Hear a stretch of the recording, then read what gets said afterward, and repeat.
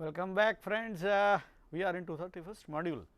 We have already looked at from the physical layer to the application layer, all layers, and we have seen that they are just great. The journey was great about learning about all those layers and how they function and how a complex job is being managed. But there is a trend, in fact subsequent 6 lectures we will be talking about 2 different trends which has changed the entire world and is going to change. In fact, there is going to be a huge impact on these two things. The first thing is called software defined networks. We will be talking about that from this module. We will be talking about SDN for 2 more modules afterwards. Software defined network is a way of looking at the network from a very different angle. You would like to control the network by software. So, you will not like your switches, different switches to be managed personally, going there, changing a few things there, hardware part, and manipulating switch or a router using that router's own language. For example, if you are working on a Cisco router, you will be using that language, or Linksys router, you will be using that language. Some routers run over Linux operating system. So, you need to know how Linux works. So, that kind of a scenario is very common. The software defined networking changes everything completely. You will not have that kind of a system. Now, the switches are reduced to something called forwarding devices.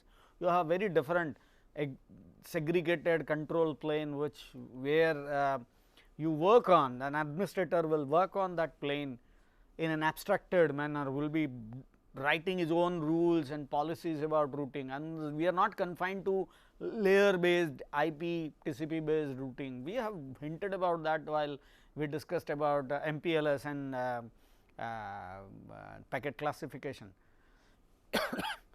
That kind of a vision is extended in SDN. Okay. So, you have a different plane that is separated. Now, administrators are working at a higher plane and switches are their hardware, but basically managed all by software. So, that is the thing that we are going to look at in this particular module. We will in the beginning, in the first module, we will be looking at what are the needs and why the world is being driven towards software defined networking. This current networking solutions have worked for many years, 30, 40 years now, and they are doing fantastically well, and why you need to upgrade to or change to SDN is also quite interesting. So, we will try to answer that question during this module. Okay. So, SDN is having increasing popularity in recent years. One of the major reason is that administrators wanted complete control over the routing process. Okay. For example, here are few examples. An administrator would say that like to apply AES for encryption and a specific protocol for authentication across the entire network. I do not want any router to escape from it. Second thing, all voice over internet protocol communication sent over a specific path in the network, all of them will travel through that path only. Not only that, I would like to have routing based on customer, okay, 2G 3G customer, which I have already talked about in past. Move a 4G customer to 2G once he consumed this quota. Okay. So, now this is an interesting, this is called exception. A 4G customer is given 4G treatment, but when he consumed his daily data of 1G or 1 GB or whatever, he is now converted to 2G. Okay. So, that kind of exception is also possible with SDN. Offload work of one switch onto the other, and this has to happen in autonomous way. When one switch is overloaded, other switch can take over some of the load. Okay. Not only that, the latest vision about customer that they would like to have network as a virtualized product. They are just connected to internet. They say that I want 10 switches and this, that, and that is available over internet. Okay. That is called virtualized product or network function virtualization. Okay. The second thing is administrators need tighter control. Tighter control because of some recent trends, like first trend is called BYOD or bring your own device. Here people like employees bring their smartphones, their laptops, even students bring their smartphones, laptops, and all of them connect to our network. So, when our foreign objects come and join the network, adds a lot of burden on the administrators, and they would like to make sure that they answer problems caused by this thing. They want to have tighter control on devices which are coming from outside. Everybody can now connect to cloud and run and fetch application and get data from it. This makes it, in fact, these things may be great for a user, these are nightmares for administrators. They need to solve this problem actually. The other is other thing which is happening is called big data. There are a lot of data coming in with variety and velocity, speed with which the data is coming. For example, social networking data is coming in. Now, you will have to manage the huge volume of data here. There are distributed databases where the data is stored at multiple places and they coordinated together to solve a problem. Now, these things demand tighter network controls. There are a lot of high speed networks with huge data demands on the rise, and very complex policies are to be managed, and the policies are not confined to IP addresses. The policies are based on administrators wishes or the organization needs. For example, nobody should be able to access any mail account during lunch hours except lunch hours or something like that. So, such policies are to be managed, okay. And we will be talking about that. Network resource management has become more critical. For example, switches should be able to route properly despite load differences, okay. So, that is one. So, you demand better switches. Not only that, when one or the other server is facing a load and receiving a pump or pumping more traffic in, allocate switches on demand. Now, this is something quite interesting. Assume you have two servers, one server here, the other server here, both of them are capable. And if one server is receiving more load now, more network resources are allocated to that server. Afterwards, if this server starts receiving more load, this server should have more resources, network resources allocated to it. Point is, network resources should be allocated on the fly as per need, as per the policy of administration. So, that is another requirement. Okay. Not only that, you should have a single consistent interface for all devices, and I have talked about that. I have some Linksys switches, I have some Cisco switches, I have some other switches. In fact, in case I have 5 different types of switches in my organization, I have to learn 5 different interfaces to deal with those switches, to manage those switches, okay. And that is not very good. In fact, it is better if I have a single consistent interface with which I can manage all types of switches, that is better, and that is what is the need of the day, okay. Not only switches, but then there are other things called middle boxes. For example, there is something called a firewall which disallows traffic. There is something called intrusion detection system which looks at the traffic and find out if there is a malicious traffic. There is something called load balancer which looks at the traffic and find out how to balance that traffic, okay, and so on and so forth. So, there are proxy server is another example. We have looked at the proxy server earlier when we discussed about HTTP. So, point is we need many devices, and we, in fact, if we manage every device as a single different entity, we need to have a separate interface for each of them. What we need is a single consistent interface to all of them. Basically, all of these devices are packet crunching devices. There are some packets coming in, they process and forward them. Switch actually look at the data and decide where to forward. Proxy server looks at that thing and establishes TCP connection and send it over that to that web server. Intrusion detection system will look at the content of packet and decide whether to drop or forward that packet. Firewall also does the same thing based on, but it looks at other information and decide whether to forward or drop the packet. Point is, everything requires similar treatment, okay. Incoming packets are to be processed and forwarded based on some rules. So, why do not we have a consistent single interface? That is the point, that is the need of the hour, okay. So, SDN provides that network resource sharing as well as traffic engineering. We have looked at traffic engineering in past. We would like to manage the traffic in our own fashion, and the solution must be the here are few characteristics which are very critical, vendor neutral. Okay. So, I might have 5 different types of switches, but then the interface should be different. The interface should be consistently different than them and a unique interface.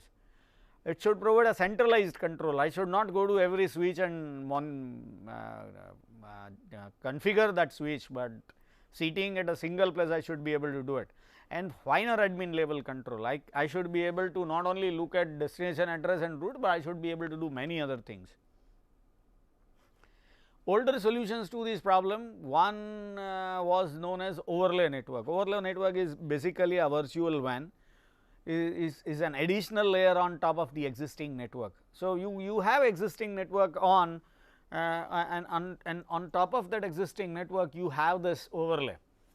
Now, administrators actually talk to this overlay and overlay talk to this network.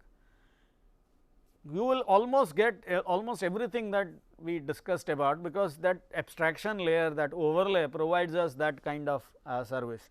For example, if I have 2 different networks and I have defined 3 different groups, lab 1 and lab 2, and I have 3 groups, faculty, student and operator, I can actually look at that and I can actually allocate machines, I can define rights for these 3 groups irrespective of what is underlying.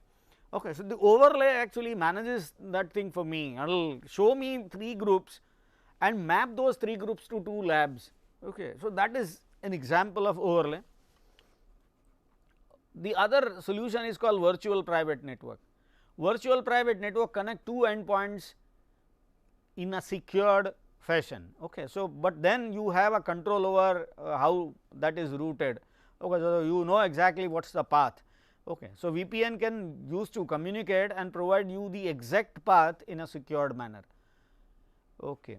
Before we proceed further, let us try to understand what are the functions of networking devices. We have already seen routers and we know that what routers do, but now we are going to talk about 3 different things normally a router or a switch is expected to do. The first part a router is supposed to do is to route. Okay. We have to talk to others and get that routing information, that is the first job. And for example, if I have deployed link state, I will have to actually tell the router that you will have to use link state algorithm, I will have to install that, I will have to sit on the router, install that algorithm, run that algorithm and make sure that router is running that algorithm. So, that is the first thing that I am supposed to do. Second thing the router is supposed to do is to forward incoming packets, and there is a third thing you probably have not understood it, but the third thing is, so remember 2 things, first runs link state algorithm, okay, that is first, second forward a packet, third one provide an administrator like me to work on that switch and provide this information, like I would like to use link state, router may provide me an option, say would you like me to run link state or a distance vector, or the first version of it or second version of it, and I can choose, in fact based on my requirement I can choose, I can I can even allocate some memory for it and so on and so forth. I need to interact with router to get this job done. That is the third job of a router, it should provide me an interface for getting this job done, and that is the third thing which is called management plane. The forwarding part is known as a data plane, the controlling part, the link state algorithm or whatever that manages that routing process is called the control plane, and the management plane is one which is the interface. Okay. Okay. So, you can see that forwarding network traffic is one, deciding to treat different traffics differently, okay, that is the routing, and remember it can be routing process to be designed as per need. So, whatever OSPF or whatever. It can also be based on packet classification process which is independent of layers, we have already discussed both of them, and it should also provide a configuration interface for us for network wide management process. Okay. So, I will have to do it, the first 2 should be separated, and this is the idea of SDN, that this should not be together, and I will see why it want that. Third, the management plane is to be provided in open fashion. Now, let us try to understand all this, why all this. Okay. This tight integration in conventional switch means that both data and a control plane. Remember, data plane is the forwarding part, control plane by default is routing part, but it can even be the packet classification process. Packet classification is control plane decides how packets should be classified, and data processes incoming packets and decide how that process is done. Okay. Because both of them are part of same switch, they have direct communication, they talk to each other, they remain in sync and results into far better performance, because they do not need to do anything else, they will have to work together, they are there together, they will work together, that is the reason you will be able to get a far better performance. Router is acting as a single unit, okay. Both of them are combined, router is acting as a single unit and provides services to other units. Okay. And if there is some faulty configuration, if the routing table is falsely configured, that will not propagate further, they will confine to the device itself, and the malfunctioning router can be easily isolated by administrators and can be managed. Okay. So, that is the advantage, and all devices are self contained, they get everything that is needed for them, and that is one of the best things that we have. When we have a self contained device as one of the components, we can always extend the reach of the network by increasing number of such devices. So, that is the other part which is good. But then recent years we have seen that this tight integration is causing us problems, and we have in fact, I have already hinted about some problems. The problem number one is when you are using heterogeneous devices, each one of them will give you a different interface, and you will have to learn that interface if you want to work with them. Second thing, no longer are we using the destination based pure IP address based routing processes. The administrators demand more policy based solutions, which is very hard to implement in this model, because you will have to go to every switch and configure that yourself. You do not sit on a single place and do everything together. So, that kind of a solution is demanded, but we do not have, and especially when there is a large network, if you want to provide such a solution, then it is very hard. So, that is the other issue. Okay. Devices are individually and manually configured, you will have to do that, and you cannot have well planned systematic process, it is impossible. Okay. And some common issues, when you individually configure a switch, one switch after the other, the problem is I have hundreds of switches, and I configure first switch, then the second, then the third, then the fourth. It is quite possible and human for me to make some mistake doing so. When I make some mistake doing that, what will happen? That switch will start malfunctioning. What the result? Probably there are few results. One is that switch will loop the packet. For example, the path is switch 1, 2, 3 and then receiver, the switch 1, 2 and 3, the third switch, instead of giving it to the receiver, passing it to switch 1.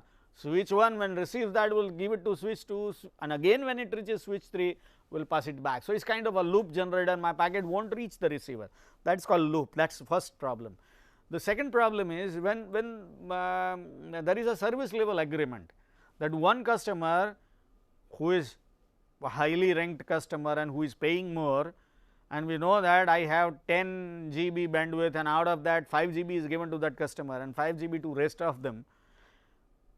Because of this malfunctioning, this misconfiguration, the customer that should get 5 GB should not get, may not get 5 GB. So, when that happens, my service level agreement is not complied with. So, it can have serious consequences over business. So, such things are happening, and devices may start malfunctioning, and you will have to find out and pick up, and individually you will have to find out, go there, individually configure that switch. These are the issues with this tight integration, and that is the reason why SDN demands it to be separated. Okay. Here are two other approaches, virtualization and overlay networks. Virtualization is very common in internet. The TCP itself is provides a virtual service, When TCP, for example, communicate with application, application says I want to send that mail for SMTP, for example, SMTP says this is the mail, you should give it to obs.com, and TCP obliges. TCP, how TCP does, we have already studied it. It takes a lot of pain getting it done, but the application is just completely unaware about it. It just provides that mail to it and gets the response. Okay. So, that kind of solution is very needed in this case we need a solution of that type. Okay. So, that is called virtualized environment. Overlay is the other one I just hinted about. Overlay is a network on top of network, it is kind of a virtual WAN which runs on top of the network, and as a user you will not actually interact with the network, you interact with the overlay. Okay. An example is shown on the screen. Okay.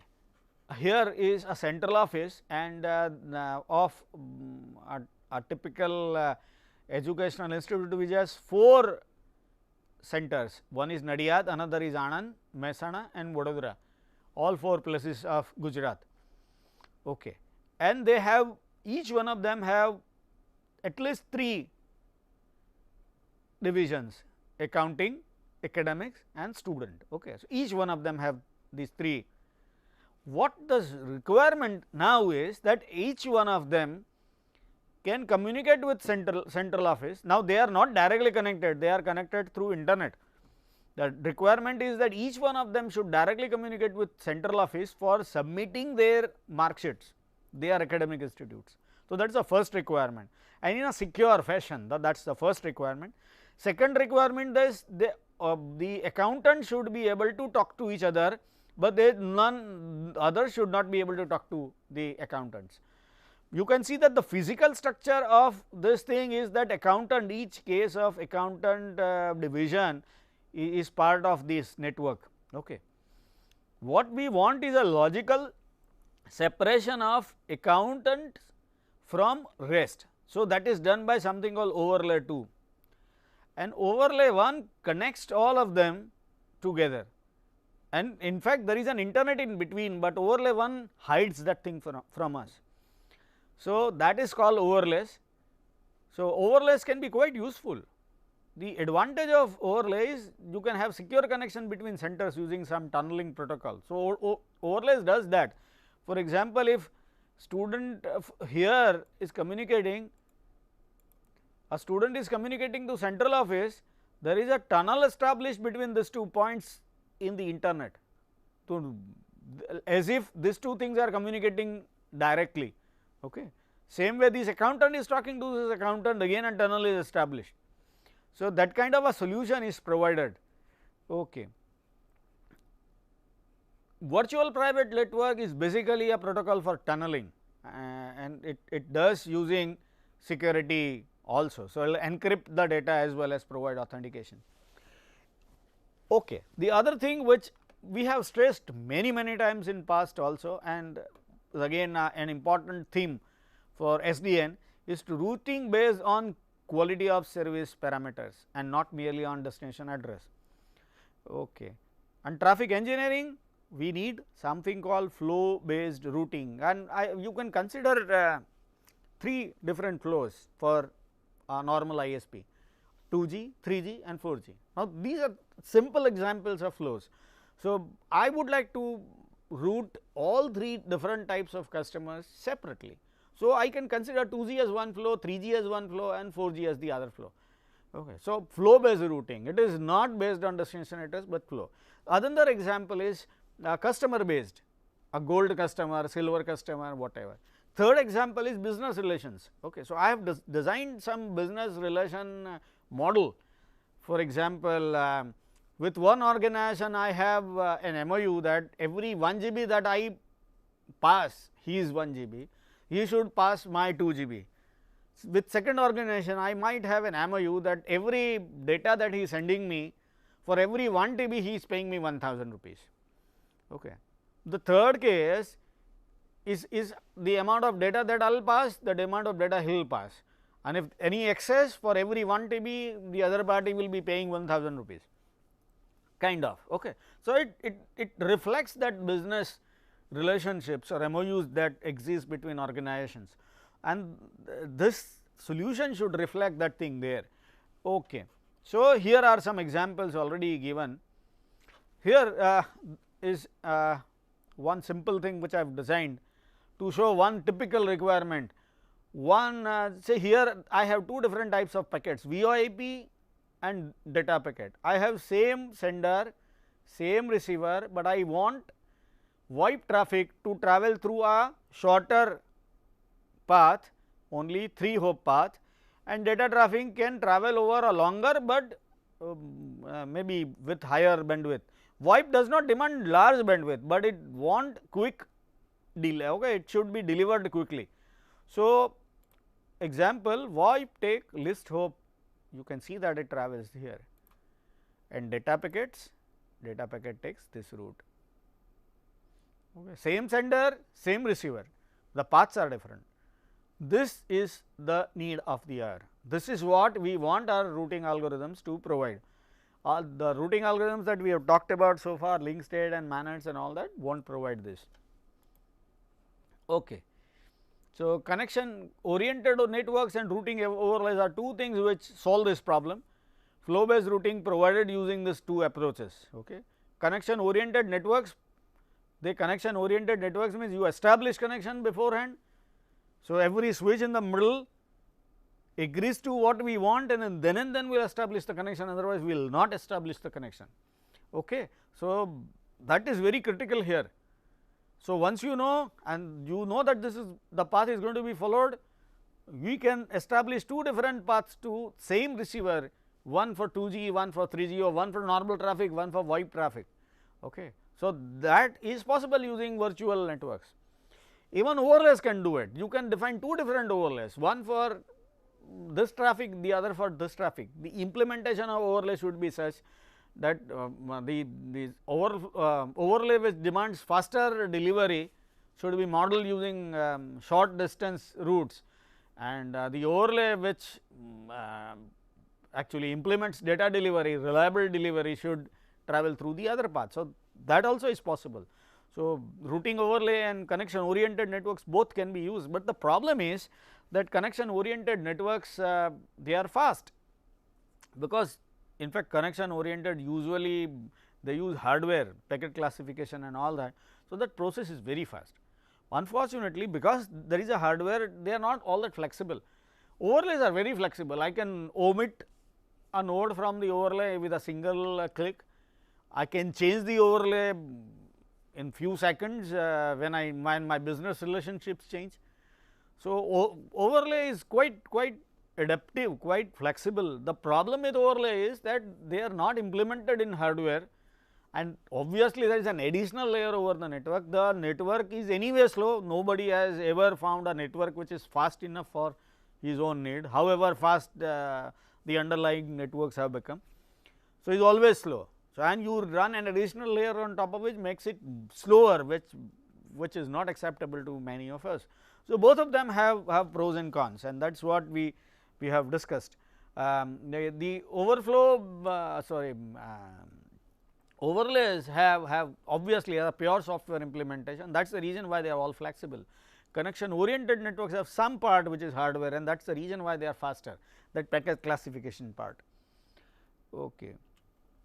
Here is again an example which people want, okay, the designers want. We have already seen the router architecture in past. In router architecture, we have input ports, switching logic and output ports. Here we have an additional part having multiple queues. Okay. So, packet 1 and packet 2 both are designed for the same port, but they will go to different queues, and it is quite possible that packet 1 arrives before packet 2, but packet 1 goes to Q 1, packet 2 goes to Q 2, and Q 2 has higher priority. Okay. So, packet 2 will leave Q 2 before Q 1. Now, you may be surprised why you need something like this. Okay. If packet 2 is a VoIP packet, so VoIP packet, what we want is we want a better service for that. Here that service is possible to be provided. Maybe there are hundreds of other packets come before this thing and are enqueued here in this Q 1 packet 2 will not wait for any of them, will join queue 2, and if there is no other packet, will leave the queue before any of the data packets do. Okay. So, you will give higher priority to the traffic that you want. You can define different queues and you can provide different priority to that traffic. So, that is the power of this mechanism. Here is some more difference between connection oriented networks and routing overlays. Okay. Routing overlays, as I said, provide dynamic control, you can change as you wish, but they are slower in operation. Okay. Overlays can help converting existing network setup to act as per administrator's choice. You do not need to change the network, the overlay run on top of it. Okay. So, that is great, but it is very slow. Okay. Can change if the MOU changes, which I talked about. Multiple overlays for different type of service can work together. So, if I have just seen an example where we have two overlays, one overlay is helping different centers communicating to a central office, and the other overlay letting all accountants communicating together.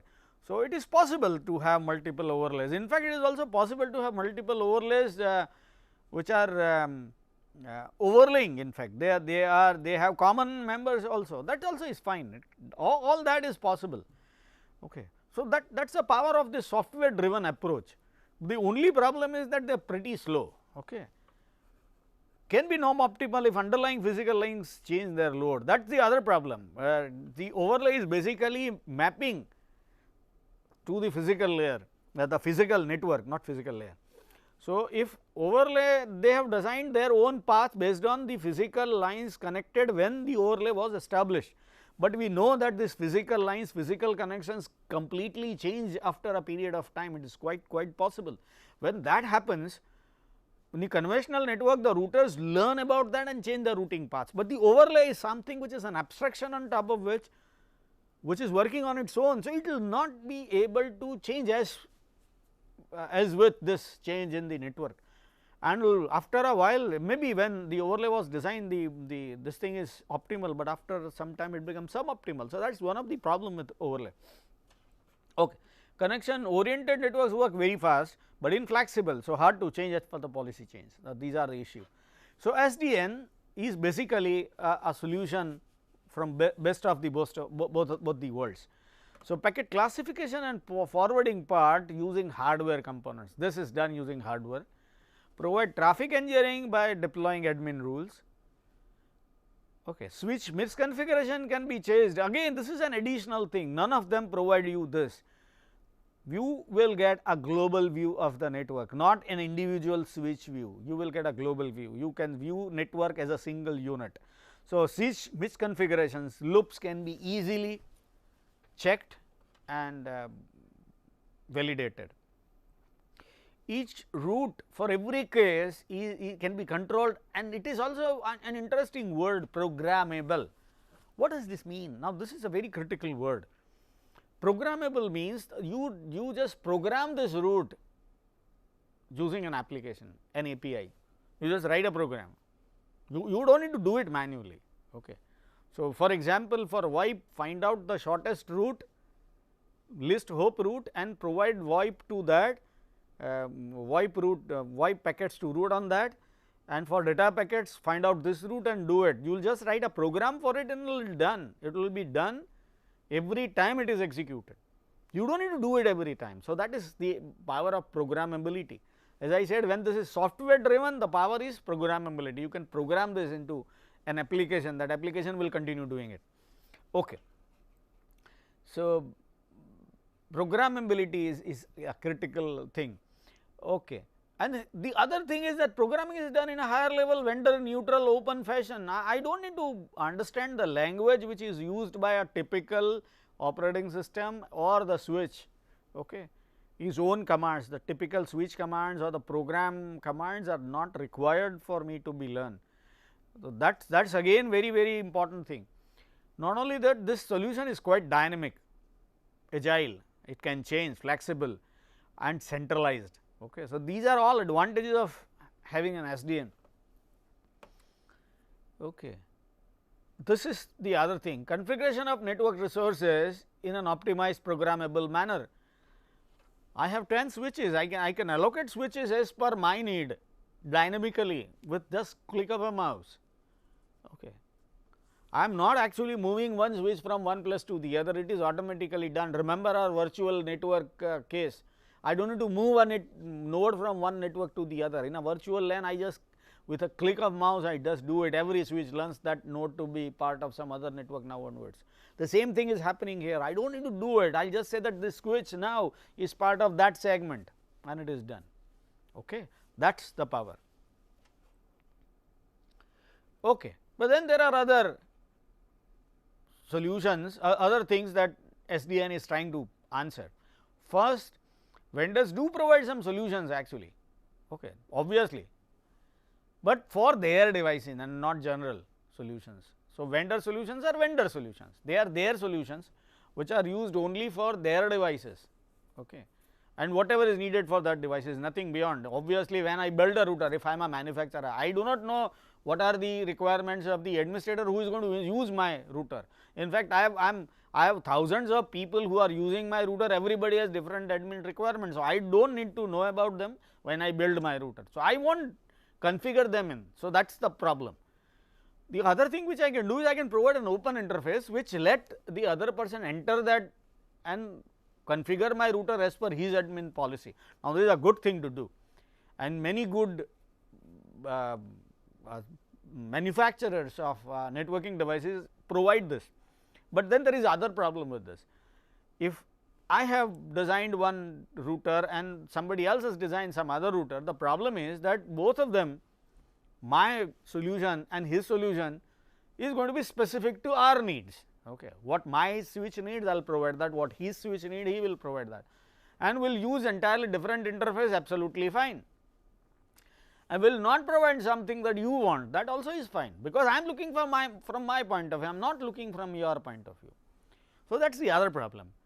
Okay. So, what we need is, even though vendors provide this, we would like to have our own additional interface on top of it, which actually can see from the user's point of view and configure device from his point of view. Now, that is here very important, that is what we are talking about.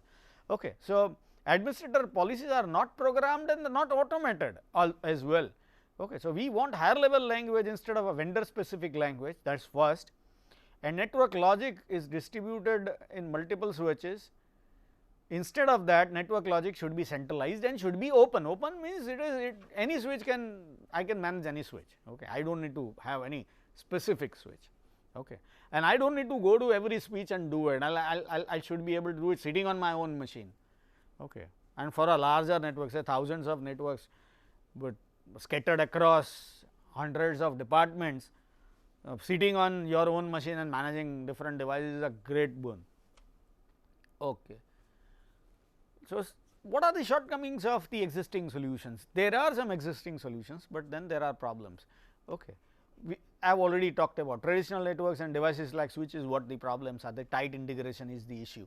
Need to be configured for higher level policies separately, each switch required to be configured using vendor specific interface, that is the other problem. Different types of devices need different configurations, obviously, because every switch is different, every manufacturer is different. So, his vision is different. Okay. Now, this is something I want when one port is not working, I would like some other port to take over. When one switch is not working, I want some other switch to take over. How can I do it? How can I get that? Now, here is a problem. Okay. If I have got two switches from the same vendor, there is high availability solution I talked about can actually work. When one goes down, the other takes over. But when these two things belong to different vendors, it is very unlikely that they are going to work together. So, this is the other problem. And load balance, for example, I have 10 paths to receiver, and what I want is my traffic should be divided on 10 paths. No routing algorithm, current routing algorithm provide me that answer.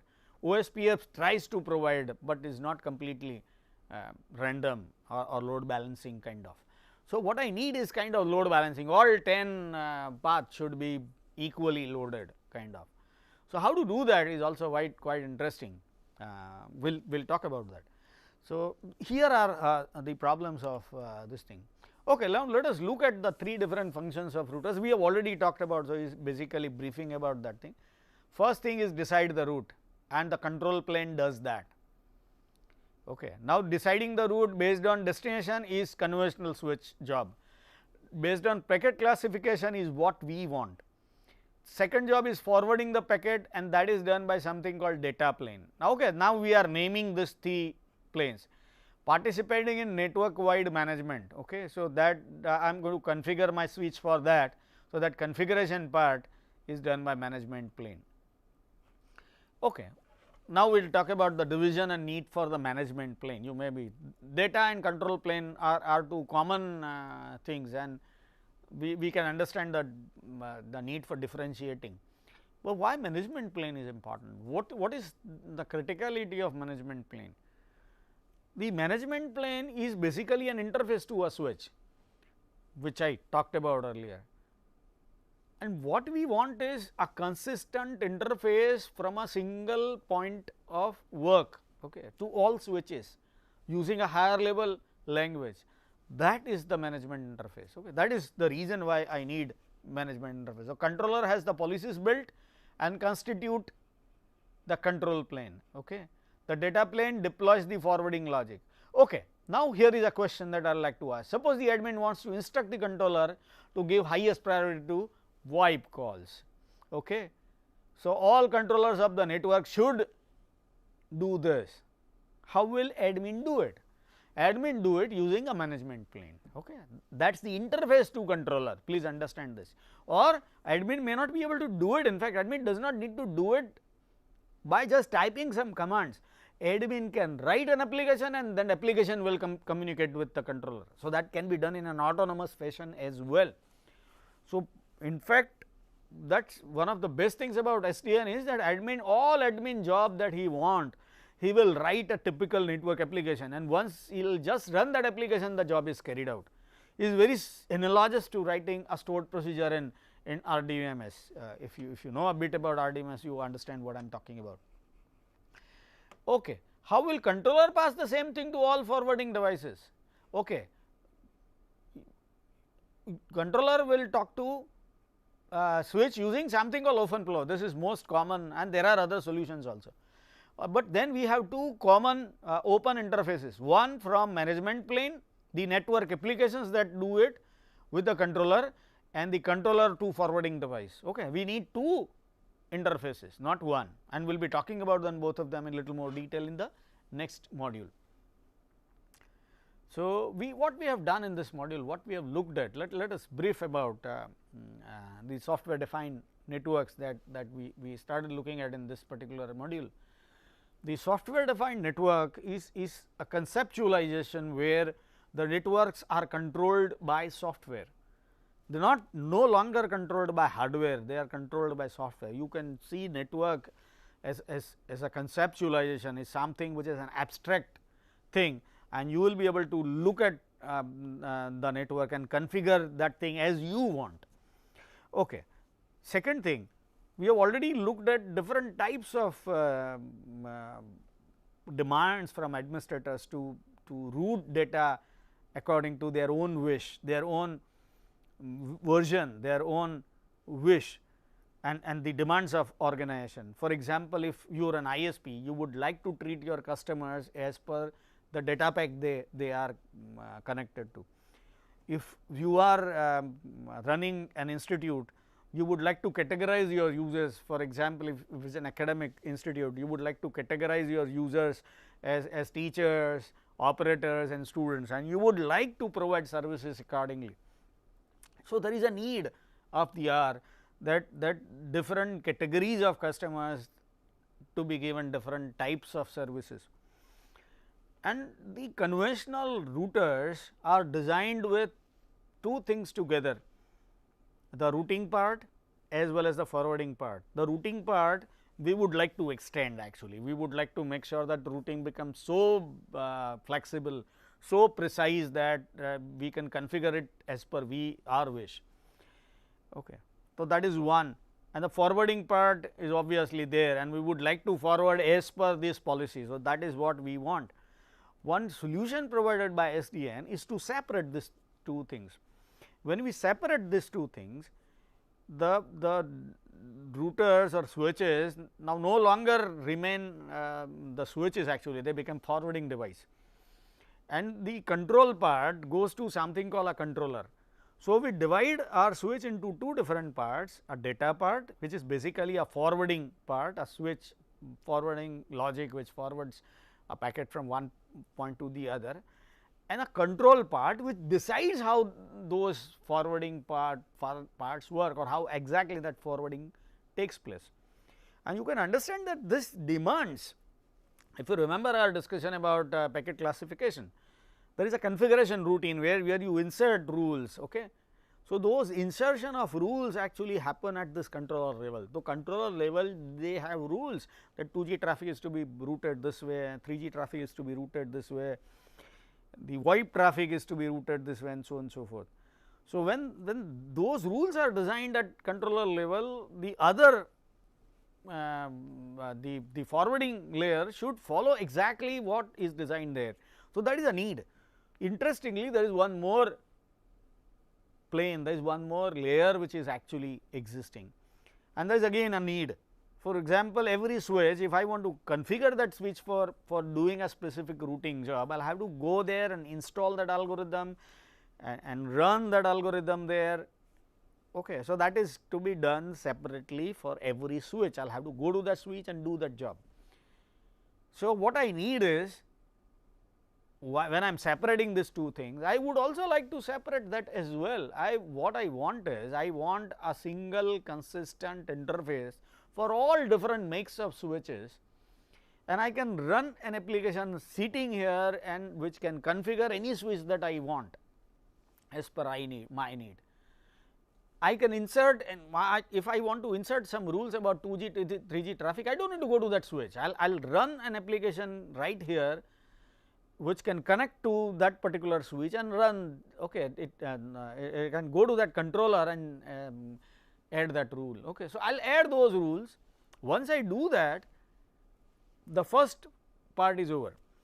Now, the controllers where these rules are inserted, they will tell the switches to route as per these rules, and this thing is basically programmable. So, when the first layer, when the administrator, when it decides this 2G, 3G, 4G rules and all that, they will just write a program. So, that management plane, they just write a program and start running it, will be given to these different controllers, and those controllers or the control plane will instruct the switches for doing that. So, when switches start doing that, the job is done. Okay. So, the idea is to provide this abstraction. With that note, we will conclude. Thank you.